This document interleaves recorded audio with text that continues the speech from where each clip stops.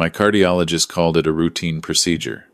45 minutes, mild sedation, home by lunch. I remember thinking that word routine while the nurse taped the IV line to the back of my left hand. Routine. As if anything about lying on a cold table with electrodes on your chest could ever feel ordinary. I was 63 years old. I had built a construction company from one pickup truck and a borrowed nail gun into a firm that employed 42 people. I had survived 2 recessions, a hurricane that leveled 3 of my job sites in one afternoon, and a business partner who tried to embezzle from me in 2009. I thought I had seen every way a man could be blindsided. I had not. The sedative they gave me before the cardiac catheterization was not general anesthesia.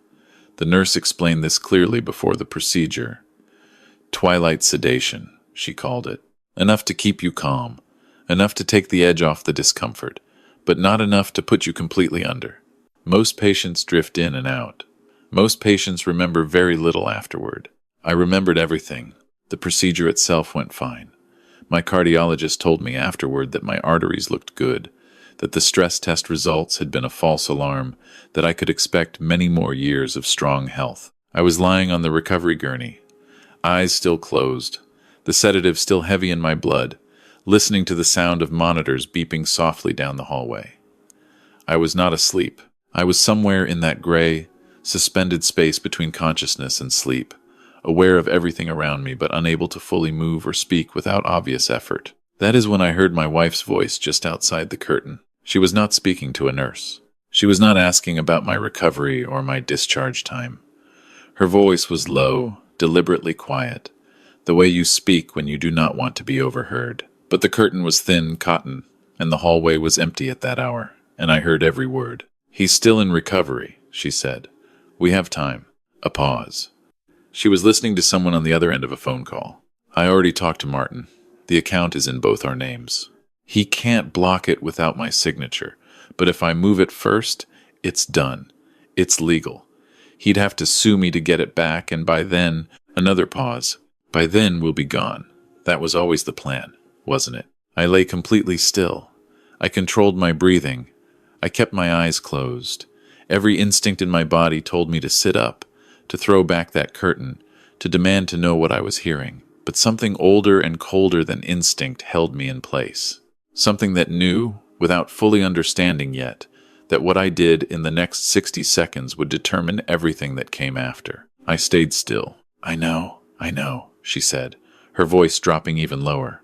"I know it's not fair to him, but we've been at this for 3 years, and I cannot keep living like this. I'm done waiting." 3 years. I had been married to my wife for 29 years. We had raised 2 children in a 4-bedroom house in Raleigh, North Carolina. We had buried her mother together, held each other through the grief. We had sat across from each other at the same kitchen table every morning for nearly 3 decades. And for 3 years, while I was still sitting at that table, still pouring her coffee, still kissing her goodbye before I drove to the office, something else had been happening. The curtain shifted slightly as she stepped away from it, moving down the hallway. Her voice faded. I caught only one more fragment. "Tell Martin to be ready. I'll call him when I leave the hospital." Martin. I knew a Martin. I had known him for 11 years. He was my financial advisor. He managed the investment accounts my company had accumulated over 2 decades of careful saving. He had been to my house for dinner. He had shaken my hand at my daughter's college graduation. He had sent a card when my father passed away in 2019. I lay on that gurney, sedative still clouding the edges of my thinking, and I made a decision. I would say nothing. I would act as if I had heard nothing. I would let my wife walk back into that recovery area with her concerned expression and her gentle questions about how I was feeling, and then I would go home, and I would be very, very careful. The drive home was quiet. She held my hand across the center console, her thumb moving in small circles on my knuckles, and I looked out the passenger window at the highway and said nothing that was not ordinary. I told her I was tired. I told her the procedure hadn't been bad. I told her I was glad it was over. She said she was glad too. She said she had been worried about me. I believed, in that moment, that she was capable of meaning both things at once. That was, perhaps, the most disturbing thought I had all day. The first thing I did the following morning was call my own attorney.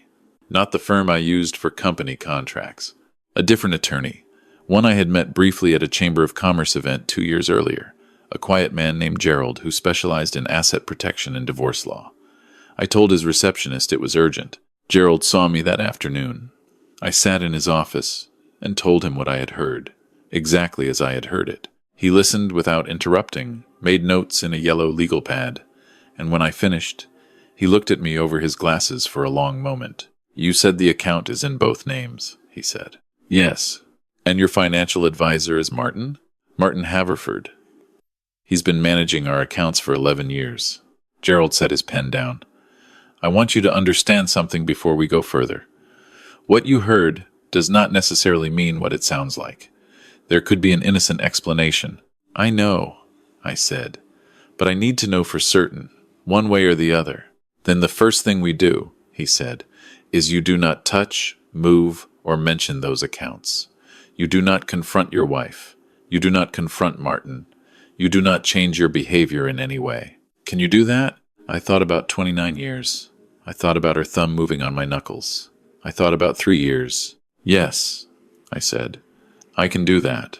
What followed was 41 of the hardest days of my life. Gerald hired a forensic accountant named Diane who spent 2 weeks pulling every statement, every transaction, every wire transfer associated with our joint investment accounts going back 4 years. What she found made my chest hurt in a way that had nothing to do with my heart.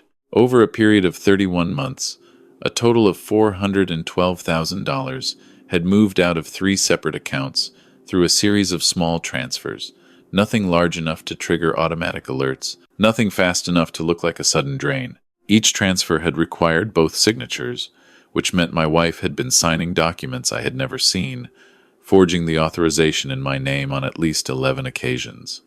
Martin had processed every one of them. Where had the money gone? Diane traced it to 2 accounts. One in my wife's name only, opened at a credit union in Charlotte, 70 miles from our home. One in a name I did not recognize immediately. A woman named Sandra Haverford. Martin's wife? I sat with that information for a long time. I turned it over in my mind the way you turn a stone, looking for the angle that makes it make sense. It didn't make sense for almost 3 days, until Gerald called me and quietly explained what Diane had found when she pulled the property records. Sandra Haverford had purchased a house in Asheville, North Carolina, 18 months ago. Cash transaction, $1.2 million. The seller on the deed was a holding company. The holding company, when you followed the corporate trail through 3 layers of paperwork, was controlled by a limited liability company with 2 members, my wife and Martin Haverford. I had to step outside Gerald's office and stand on the sidewalk in the afternoon heat for 10 minutes before I could breathe correctly again. I called my older son and talked to him about nothing for a while, just to hear his voice, not saying anything real. Then I went back inside. "They're building a life," I said when I sat down again. "It appears so," Gerald said. "With my money and funds from Martin's practice. We believe he may have done this to other clients. We've referred that portion to the State Securities Board." I looked at the wall behind his desk. There was a framed photograph of Gerald fishing on a lake somewhere, holding up a bass, squinting into the sun. He looked happy in it. I wondered if I would ever look like that again. "What do?" I asked. Gerald leaned forward. "Now," he said, "we build the case. The thing about living in the same house as someone you no longer trust is that you begin to see differently. Every small gesture re-examines itself. Every kindness becomes a question." She made my coffee the way she always had. 2 sugars, splash of cream, and I drank it at the same table where I had always sat. And I looked at her across 30 years of shared mornings, and tried to find the seam where the woman I had married ended, and this other person began. I never found it. I think that was the worst part. There was no seam. She had simply been both, all along. Gerald's plan required patience and precision.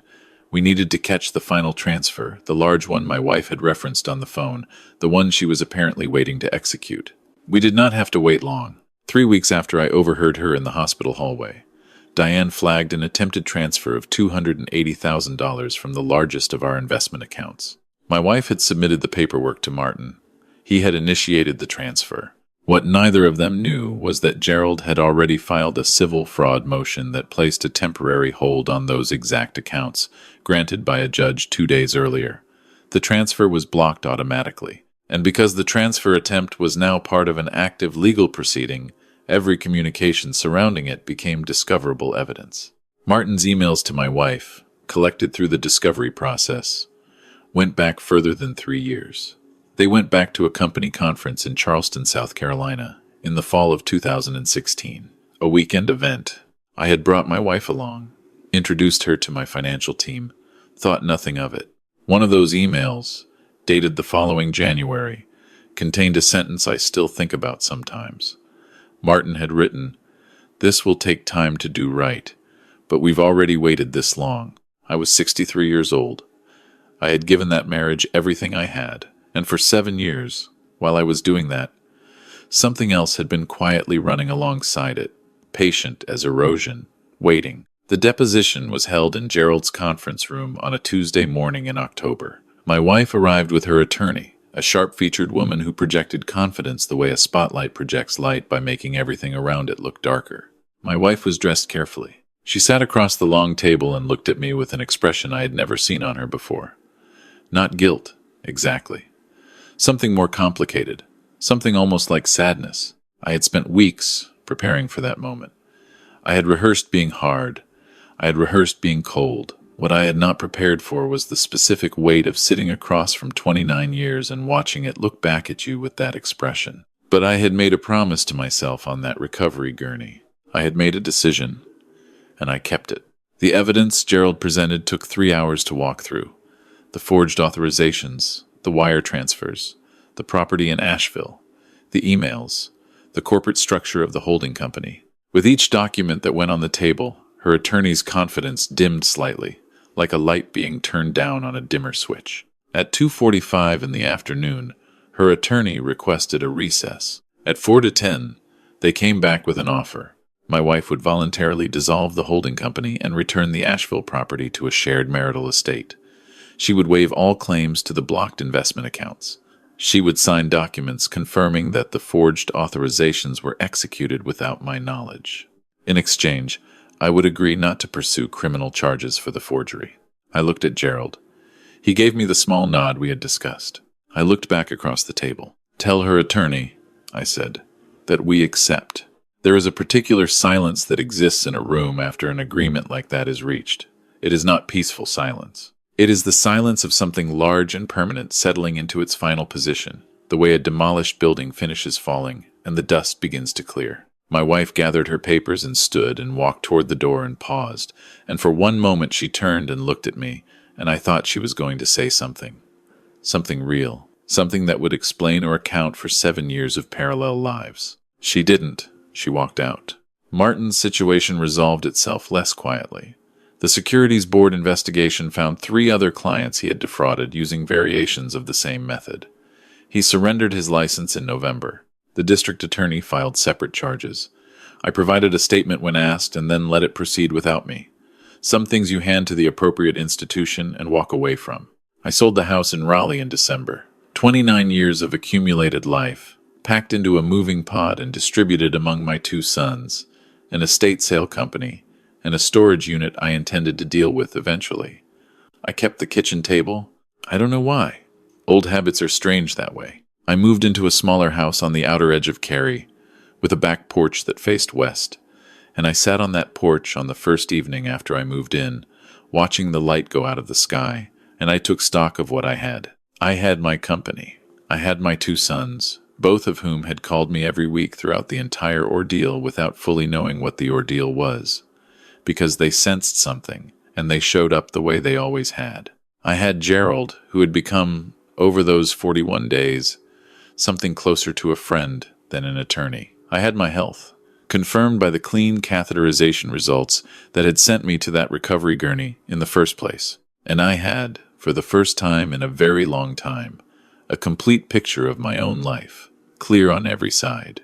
No parallel story running alongside it. No seam I could not find.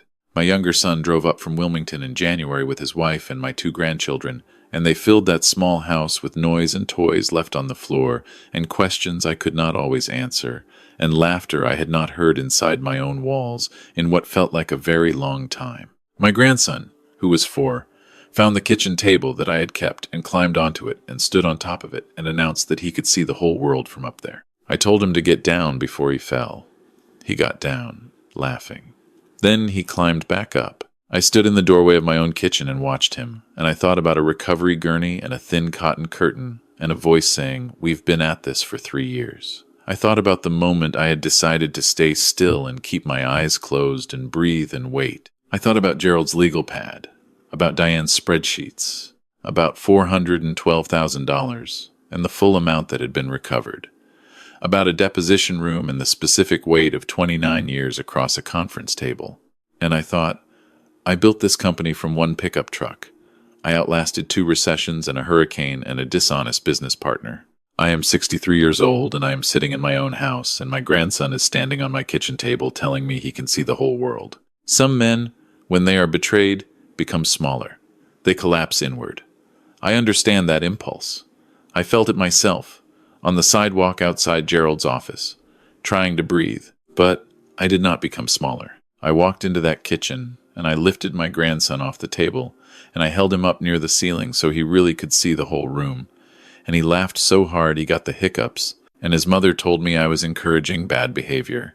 And I said probably yes, and I put him back down, and he immediately tried to climb back up again. Outside, the January light was thin and white and cold, the way winter light in Carolina can be, clear all the way to the horizon.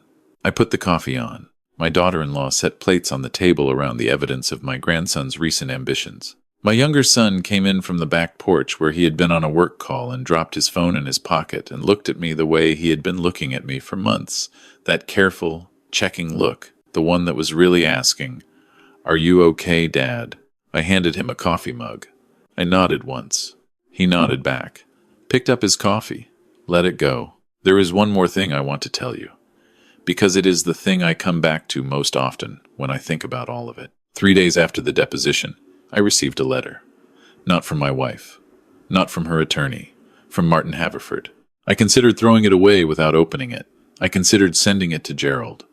Instead, I made a second cup of coffee, sat on the back porch in the October cold, and opened it. It was 2 paragraphs long. He did not explain.